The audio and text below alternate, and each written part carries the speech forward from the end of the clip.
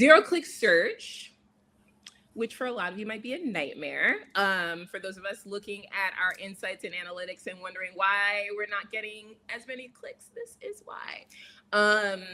It's right there in the name, y'all. Like, no clicks. They're giving us just a shot of information, which for most people is just like, oh, okay. Like, I'm sure you will ask anything of Google and be like, oh, cool, and then move on.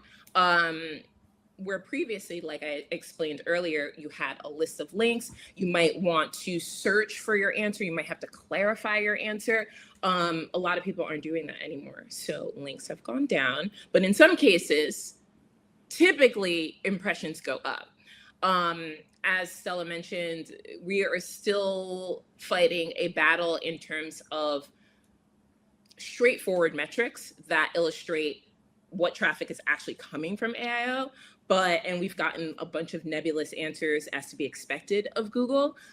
So there's no telling when we might be able to get straightforward answers around this from Google. But there are third-party platforms that, as we mentioned about snake oil salesmen and people who might be wanting to take advantage of you, that might be some of those people, because it is very pricey for you to pay to see your AI citations. It's not cheap.